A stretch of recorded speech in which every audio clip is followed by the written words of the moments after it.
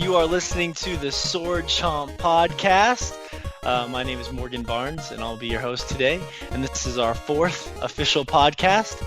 I'm joined by my friends, the crew, the staff of Sword Chomp. I'm going to get to some quick introductions here so you guys can get some voice recognition. I'm joined by Shay Layton. How you doing today, Shay? I'm doing fantastic. I'm excited to record about some video games, primarily Shovel Knight. I'm excited to talk about that game. Yes, I'm excited to talk to you about it. And Joshua Fowler is also joining us today. How are you doing today, Josh? I'm pretty good. It's finally started to cool down here, which is nice. AC has been out for about the last week, and it's miserable here until the sun goes down. So, our listeners don't know this, but before we started recording, Josh was video Skyping us in the nude. So that was nice. Thankfully, I didn't see his mushroom head, though. Paris did not make an appearance. Not this time. And we are also joined by Anthony Fisher, a.k.a. Fish. How are you doing this week, Fish? Doing good. Glad to hear it. Sorry, I just didn't want to go ahead and tell you about, my kind of mundane type of life of working and whatnot. So, but yeah, have played a bit of The Witness this week. Excited to actually talk about that with you guys. Yeah, I'm excited to hear about it. And we got just some talking guys before we start recording. I know we got some Witness talk, some World of Warcraft expansion talk, some Shovel Knight talk. So we got a lot of cool things to talk about. And I got some quests that I went on, some real life quests that I wanted to tell you about. But I thought that'd be a good starting point because speaking of quests, one of the reasons we haven't been able to record a podcast in about 2 weeks is because Shay has been on a quest of his own, journeying to find real life Pikachu or something of that nature. Is that right, Shay? Yeah. So I got offered a few weeks ago to go help a grad student with his scientific research. Basically went into the Steen Mountains in southern Oregon, which is a mountain range that the peak reaches about 10,000 feet. It's really close to a desert that's in southern Oregon. And he did some research on pika, and he's looking at just climate change effects and how it affects the distribution and reproduction of pika. So our job going into the Steen Mountains was just basically to pick up some temperature sensors, which he placed inside some pika dens to just record in there. And so drove down there Thursday. We had to go to Reno first to pick up a vehicle, Fish and Wildlife, then drive into the Steen Mountains. It was a 17-hour trip straight. Got in there, camped for 4 days. Hiked from about 6:30 a.m. until anywhere between 5:30 and 8:30 p.m. And then went to bed, woke up, and did it the next day for 4 days, and then came back, and it was extremely grueling and challenging, but did see a pika, Pikachu, real life Pikachu, saw pika. I teased it on our bunch Instagram because I just thought that was interesting. Whenever you were telling us about your little journey, I'm like, oh, that Shay's out on, doing his thing for work.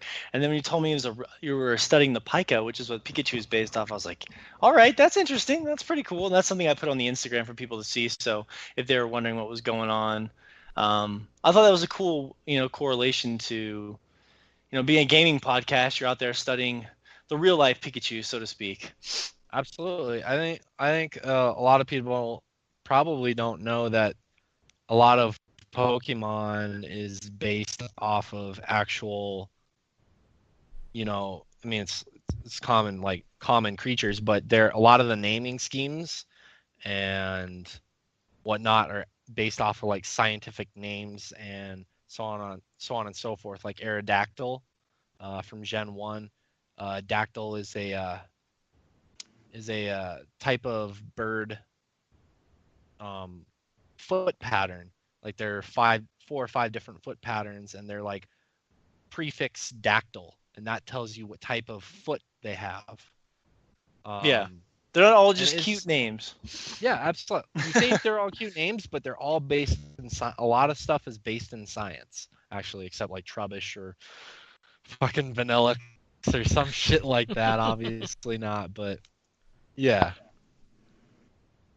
Well, and yeah, and while you were gone, I was going into this weird Shovel Knight phase, and I don't know if it was Josh that first got me intrigued about it, or I had just seen some of the cover art because that game has such an interesting design to it, to the characters, and has such personality that I was like, well, my lady ended up buying me a copy, and I ended up trying it out, and I got you to, I bought you a copy on Steam so you could chime in and talk about it.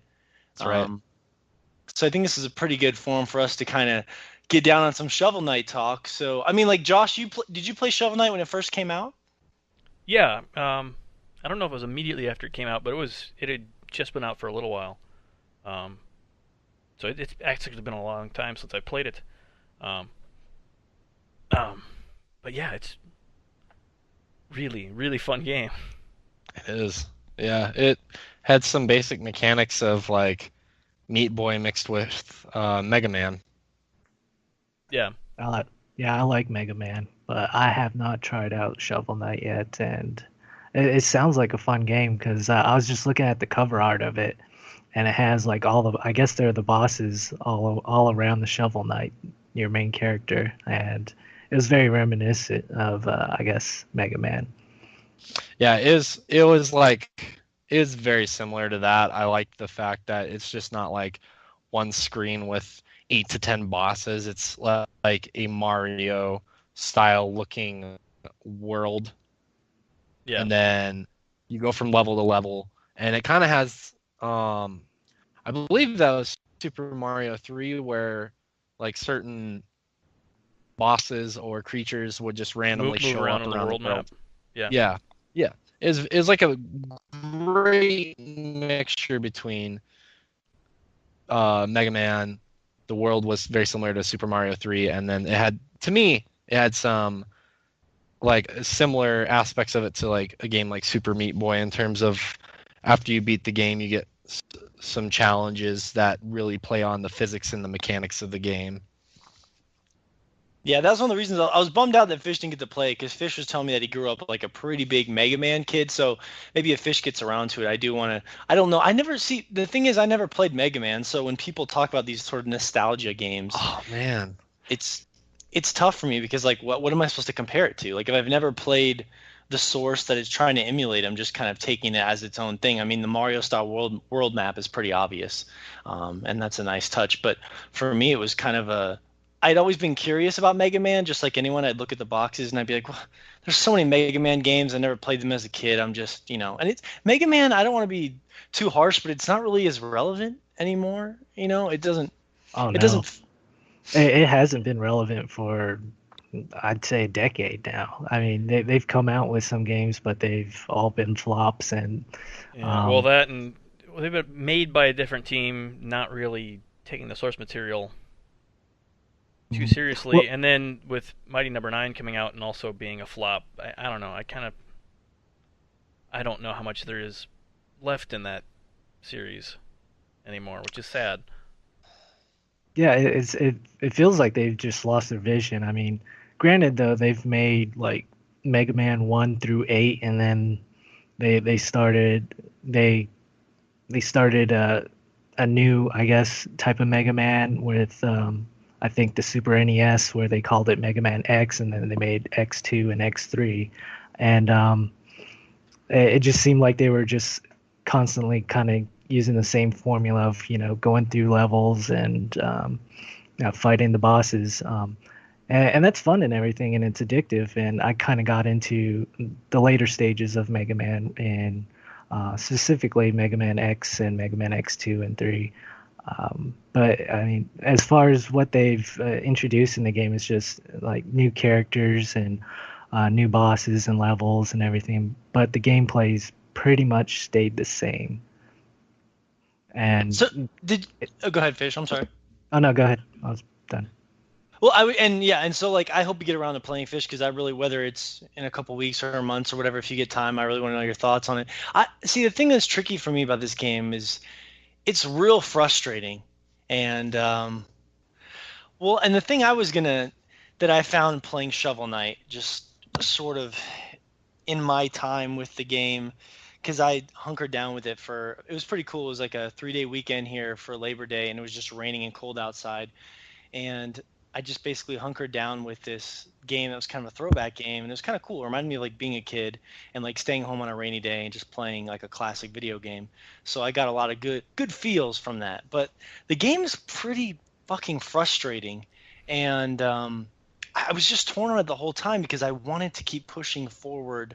This is just from my perspective. I just want to keep pushing forward to see the next boss or the next character design because the game is so fucking charming and has such great design and it's got great music and it's just so lovable. But like, I'm not sure how much fun I actually had playing it because I was just so frustrated and I was having this whole like love-hate relationship with the game, because it had that old school difficulty among some other things we can get to. And I don't know if I was alone in that sense, um, or how you guys felt about that.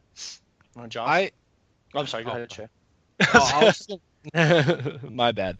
I think that it was actually a step below Mega Man in terms of difficulty, but it was still a pretty difficult game, and I think it was rewarding. Um, it's nowhere near level of Mega Man hard. It really isn't. Those games are just very unrelenting. I think this game is more of, even though I didn't play it this way, I think the average gamer or most gamers, it's kind of the game where you want to play like a level or two. When you feel that frustration coming on, you just put it down, come back to it another day or another time. I think that's kind of how the game is meant to be played in small, digestible portions. Yeah. Which I can appreciate, and I like that completely. Like I said, even though I didn't play it like that at all, I pretty much played all day yesterday to beat the game in time for the podcast, and I enjoyed it thoroughly, honestly.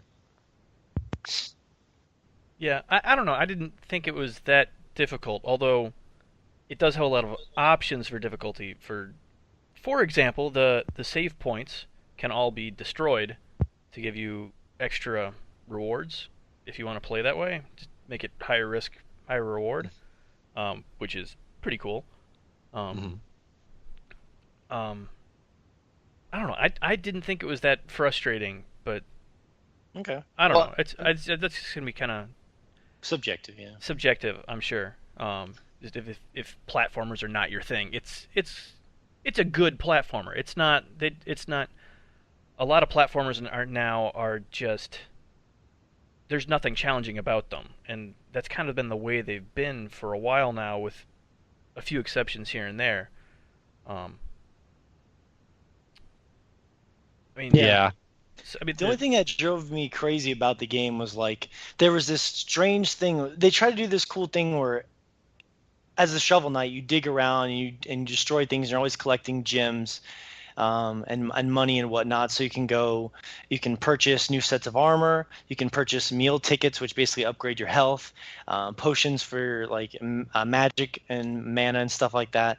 But like, there's some frustrating things about the design. Like, for example, most of the time I found myself dying in like a pit or like a lava hole or like a spike trap or something, which was like instant death.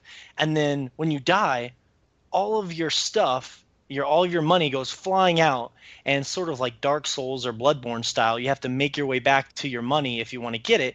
But I would always die in these horrible places to where like if I wanted to get my money bags again, I basically had to jump to my death again. Like they'd put the money bags right over the spikes that killed me or in the black fucking hole that I just fell into, and I'm just like, what am I supposed to do? It's just fucking irritating as hell because I was trying